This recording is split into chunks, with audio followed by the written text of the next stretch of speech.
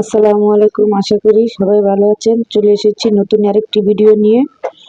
আজকে করব খেসারি কলই শাক ভাজি। এই শাকগুলা বছরে একবারই পাওয়া যায়। বছরে একবারই আবাদ করে বা চাষ করে পাওয়া যায় শুধু শীতের সিজনে। এই যে শাকগুলা আমি কুচি কুচি করে কেটে নিয়েছি।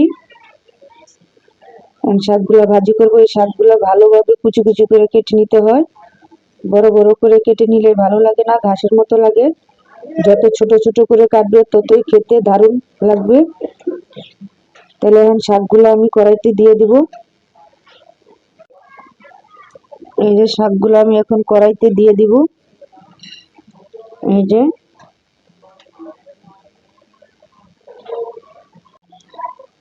এই যে কড়াইয়ে শাকগুলো আমার দেওয়া হয়ে গেছে।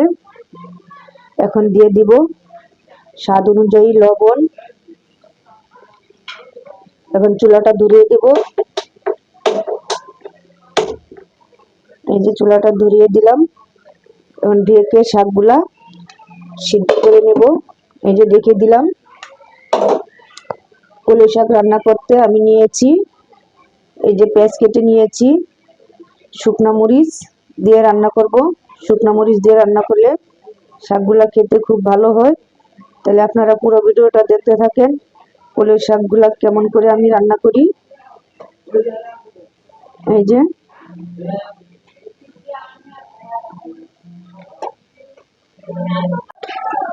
দেখি আমার শাকের কি অবস্থা। এই যে শাকগুলা ডাক উঠে গেছে, দেখেন কত সুন্দর সবুজ, মাশাআল্লাহ। শাকগুলো এখন নাড়া দিয়ে দিব।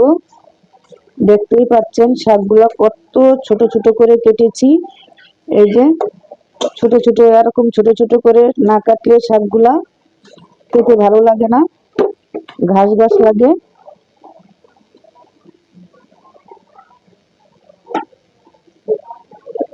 এই যে নাড়া হয়ে গেছে, ঢেকে শাকগুলো আমি সিদ্ধ করে নেব।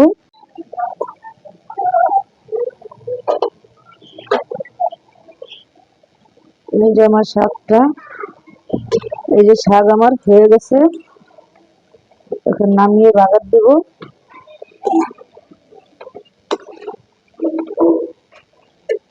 এখন শাকটা আমি নামিয়ে নেব। এই যে শাকটা আমি ঢেলে নিয়েছি, বসে দিয়েছি কড়াই, দিয়ে দিব সাদা তেল।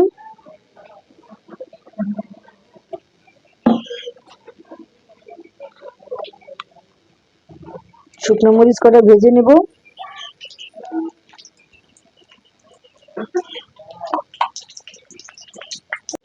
এই যে মরিচগুলো আমার ভাজা হয়ে গেছে, মরিচগুলো উঠিয়ে নিয়েছি।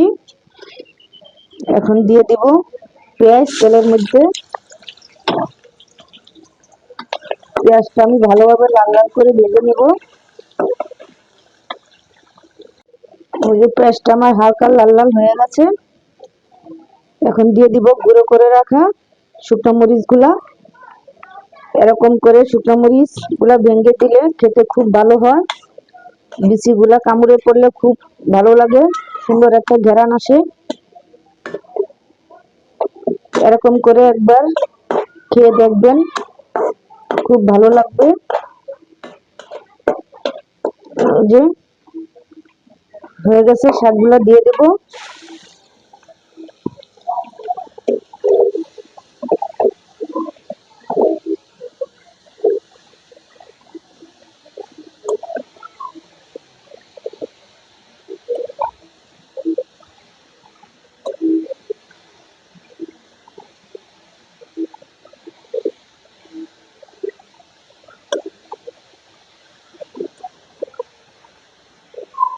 আমি এই কলই শাকে রসুন ব্যবহার করি নাই, শুধু পেঁয়াজ, শুকনো মরিচ, লবণ ব্যবহার করেছি। এরকম করে খেলে খুব ভালো লাগে। এই যে আমার শাকগুলা হয়ে গেছে, শাক ভাজি। তাহলে এরকম করে একদিন বানিয়ে খাবেন, দেখবেন কেমন লাগে।